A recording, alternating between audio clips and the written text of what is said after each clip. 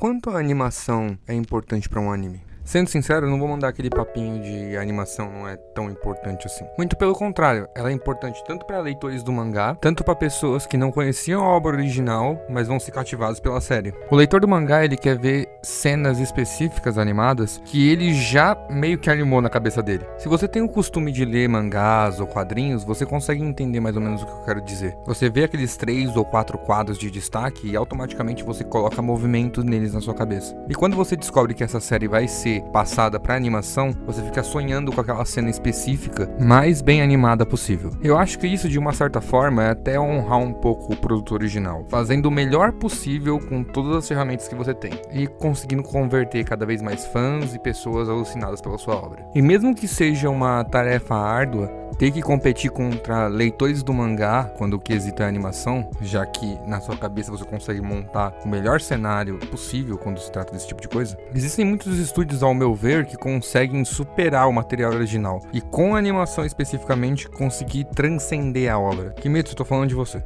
E no meio de um monte de animes que honraram o produto original ou até o superaram utilizando a animação, a gente tem aqueles que estragaram o produto original, entregando animações que quebraram a minha imersão com a obra. E ao meu ver também ceifaram o potencial que o anime tinha de transcender a obra em si. Oi, eu sou o Hunter e hoje eu vou contar as 2 principais vezes que isso aconteceu pra mim, quando a animação me fez desistir dos animes. Mas como um youtuber que se preza, eu preciso fazer aquela parada que todos eles chamam de call to action no começo aqui do vídeo, que é basicamente pedir pra você se inscrever, dar o like, essas coisas antes mesmo de assistir o vídeo. Eu sei que tudo isso é chato, mas é uma parada que é necessária. Às vezes você caiu aqui de paraquedas e até vai gostar do vídeo, só que vai acabar se esquecendo de clicar no like e de acabar me seguindo. Então eu tenho que meio que avisar aqui no começo. Mas enfim, você já ouviu falar de junk food? Se você respondeu comida sem qualidade, você não tá errado, segundo o Google. Mas não é exatamente sobre isso que eu tô falando. Um youtuber que é uma das grandes inspirações pra mim, desde o começo do projeto do canal, Sago, ele explica melhor o que eu quero dizer com junk food. Todos temos uma junk food. Sabe, aquele determinado gênero, seja ele de anime ou de série, de que a gente gosta tanto que até atura umas produções bem medíocrezinhas, desde que sacia aquela fome inusitada por coisas sem valor calórico. Para alguns são robôs gigantes, para outros maids, para outros maids robóticas.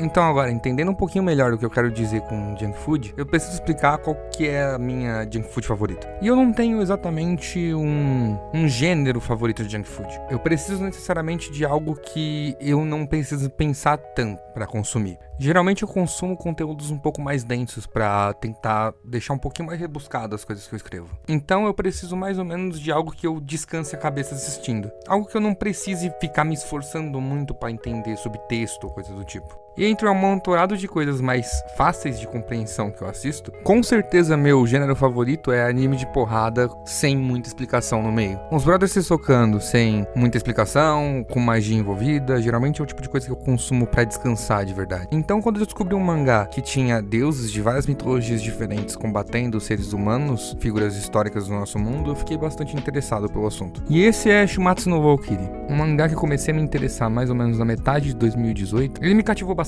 Poderes bem interessantes e bem desenvolvidos, uma ambientação de mundo muito boa, personagens muito bons e, como a cereja do bolo, o traço do mangá é incrível. Geralmente tem poucos desenhos por página, mas eles conseguem te levar perfeitamente pra luta e conseguem dar o clima perfeito pra cada uma delas. Então no finalzinho de 2021, sem aviso nenhum, eu percebi que tinha sido lançado o anime na Netflix. E eu, que já tava há algum tempo sem consumir absolutamente nada sobre Shumatsu, eu decidi que eu ia voltar a ler o mangá junto com o anime, já que eu tinha parado de ler o mangá mais ou menos no meio da batalha do Jack contra o Hercules. Quando eu descobri que o anime tinha sido lançado, eu tinha um encontro aqui em casa com alguns amigos meus. Normalmente a gente ia ficar aqui conversando ou bebendo alguma coisa, mas eu obriguei basicamente todo mundo a começar a assistir comigo. E depois de alguns episódios, meus amigos que não têm costume de assistir tanta coisa que não seja hollywoodiana, estavam se divertindo bastante. Já eu tava querendo arrancar meus próprios olhos. Vocês lembram que eu falei que o mangá tinha traços incríveis? Então, os produtores do anime concordam comigo, porque basicamente eles coloriram e fizeram uma apresentação de PowerPoint com eles. Cara, era a minha junk food de deuses e humanos saindo na porrada, mano. Eu fiquei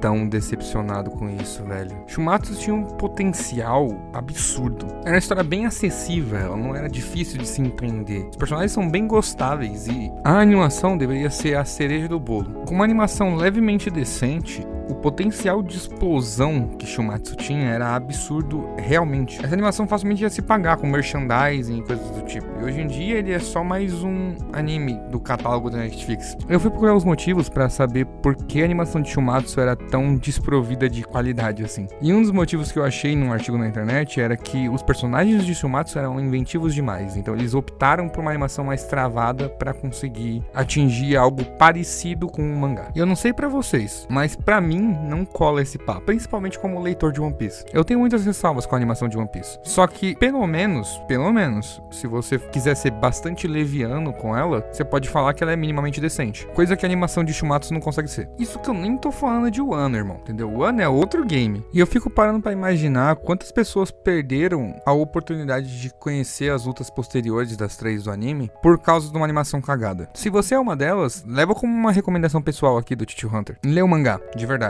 A luta número 4 e a luta número 6 são absurdas, de verdade. Você não vai se arrepender. Mas falando de arrependimento, vamos falar do segundo anime desse vídeo. Anime esse que eu achei tanto que seria bom, que foi a minha primeira tatuagem. O arrependimento vem da tatuagem? Não, mas vem de algum dia ter achado que esse anime seria bom. Nanatsu no Taizai. Nanatsu, ele foi um anime que eu realmente acreditei que seria bom, de fato. Ele é a pura definição de junk food. Ele não é um anime que ele inventa a roda, mas ele executa muito bem as paradas que ele se propõe a fazer. Isso se você desconsiderar o final do anime. Mas isso é assunto para outro vídeo. O ponto é que Nanatsu eu comecei a assistir literalmente por causa da animação. Eu não lembro o ano exatamente, eu só lembro que eu ainda tinha Facebook. E no Facebook eu vi aquela cena do Gil Thunder lançando uma lança contra o Meliodas. E ele redirecionando e mandando ela de volta pra ele. E eu comecei a assistir por causa disso. E eu acho a primeira temporada bem fechadinha. Como eu disse, eles não reinventam a roda, mas eu acho ela bem divertida e muito bem animada. E demorou muito pra sair a segunda temporada. Tipo, teve aqueles OVAs e tal, mas nada que suprisse necessariamente a minha vontade que eu tinha de continuar acompanhando o anime. Então eu migrei pro mangá. E sério, minha experiência com o mangá de Nanatsu no Taizai era muito boa. Até aquele presente momento, as melhores lutas do Nanatsu estavam todas no mangá. E as lutas eram realmente incríveis. Então, mais ou menos quando tava acontecendo a minha luta favorita do Nanatsu, que é King contra Mael, a terceira temporada saiu. Se eu não me engano. E sério, arregaçaram com o Nanatsu, velho. Eu achava que o Nanatsu tinha o potencial parecido com o potencial que o Naruto teve. Era um mundo interessante, tinha uma dinâmica de personagens muito boa também. Só que não dá pra falhar desse jeito com a animação. Por muito tempo eu nem soube por que a animação de Nanatsu caiu tanto assim. Só que por causa de um canal que eu comecei a acompanhar recentemente, eu tive uma noção mais ou menos. O canal é o canal do Aizen. Eu vou deixar o vídeo explicando perfeitamente por que isso aconteceu com o Nanatsu na descrição. Mas caso você não queira assistir, eu vou simplificar um pouco aqui. Nanatsu lançou um filme meio que qualquer coisa no interlúdio entre a segunda e a terceira temporada. E esse filme meio que flopou pra caramba. Então por causa disso eles trocaram de estúdio pra um estúdio mais barato. E esse estúdio mais barato terceirizou um estúdio pra animar Nanatsu. Essa história inteira pra mim parece que você contratou um pedreiro pra encher uma laje na sua casa, ele pegou o dinheiro,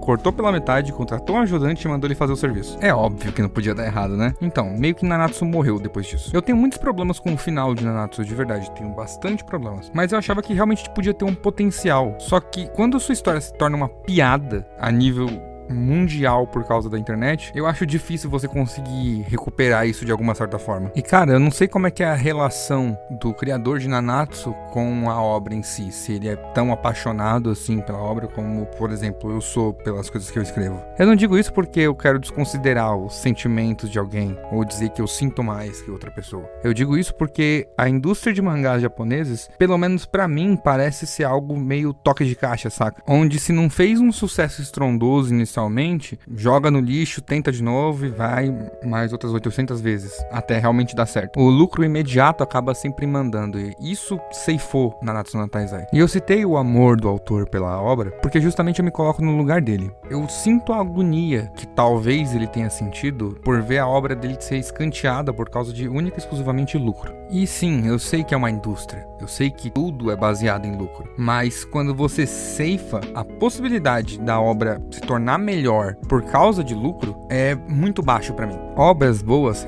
rendem dinheiro, obras boas dão lucro, só que nem sempre esse lucro ele é imediato, e as pessoas que têm o dinheiro geralmente querem ele o mais rápido possível de volta. E isso eu acredito que aconteceu com as duas obras. Eram duas obras que já estavam fazendo sucesso, e independente da procedência ou da qualidade da animação delas, com certeza elas já fariam um sucesso inicial ali. E as duas meio que serviram para um toque de caixa. Animações baratas, que venderam rápido e lucraram provavelmente, sacrificando todo o potencial de uma história por causa de um lucro rápido. E se tem alguma mensagem que eu posso deixar aqui nesse final de vídeo é que só você sabe o valor da sua história. E se ela não for feita exatamente da forma que você quer, ou se alguém não contribuir para ela ser ainda melhor do que você imagina, não vale a pena jogar na mão de pessoas que só querem utilizar ela para única e exclusivamente vender. Quem tem como missão pessoal contar uma história, como eu tenho, sabe que nem sempre a parte lucrativa é a parte mais importante. A parte mais importante é a mensagem que você quer passar. E se você realmente faz isso bem e com amor, é impossível ela não lucrar. Rimou porque teve que rimar, mano. E pra terminar de vez, eu digo e repito, nunca deixe ninguém atribuir valor pra algo que necessariamente só você sabe o valor. Mas eu vou parar de filosofar aqui de graça. Desde já eu agradeço por você ter assistido esse vídeo, e eu vou fazer aquele procedimento simples de pedir like, pedir inscrição, porque isso realmente ajuda, de verdade.